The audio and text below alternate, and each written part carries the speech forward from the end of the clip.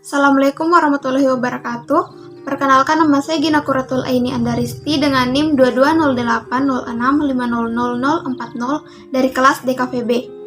Jadi, pada kesempatan kali ini saya akan memaparkan isi rangkuman mengenai materi metode berpikir metodologi desain, yakni design thinking yang telah dipaparkan pada pertemuan keempat.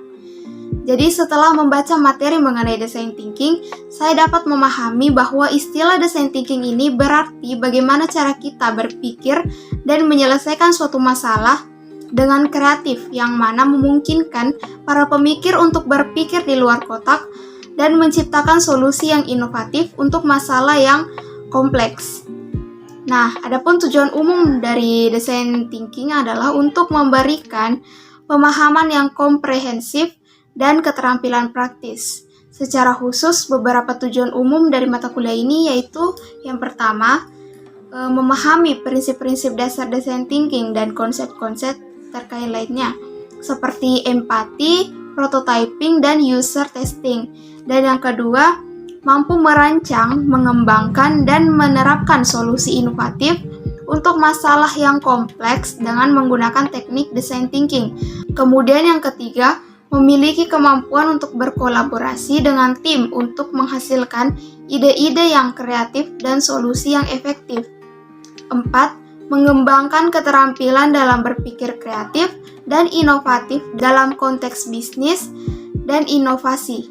Yang kelima, memahami pentingnya penelitian dan analisis pasar dalam desain produk yang sukses.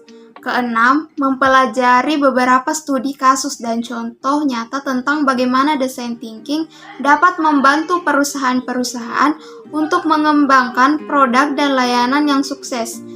Yang ketujuh, mengembangkan keterampilan presentasi dan komunikasi untuk mempresentasikan ide-ide dan solusi-solusi inovatif. Dan yang terakhir, kedelapan, mampu menerapkan prinsip design thinking dalam kehidupan profesional dan pribadi individu. Kemudian ada pun tujuan khusus yang ingin dicapai melalui pembelajaran design thinking.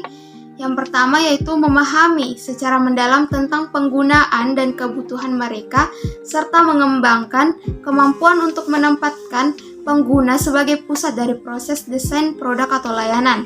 Yang kedua, mengembangkan kemampuan untuk merumuskan pertanyaan-pertanyaan yang tepat dan fokus pada permasalahan yang perlu dipecahkan. Ketiga, mampu menggunakan teknik-teknik kreatif dan inovatif seperti mind mapping, brainstorming, prototyping, dan user testing untuk menghasilkan ide-ide baru dan solusi yang inovatif. Yang keempat, mampu menerapkan pendekatan design thinking dalam konteks bisnis dan inovasi, dan memahami bagaimana pendekatan ini dapat membantu perusahaan dalam menciptakan produk dan layanan yang sukses. Kelima, memahami peran desain dan estetika dalam pengembangan produk dan layanan, serta mengembangkan kemampuan untuk mempertimbangkan aspek-aspek ini dalam proses desain. Yang keenam, mengembangkan kemampuan untuk berkolaborasi dengan tim dan menghargai perbedaan pandangan dalam menghasilkan ide-ide yang inovatif.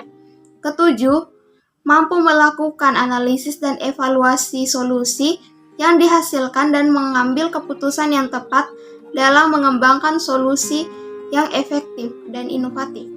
Dan yang kedelapan, mampu mengkomunikasikan ide-ide dan solusi dengan jelas dan persuasif melalui presentasi dan dokumen desain.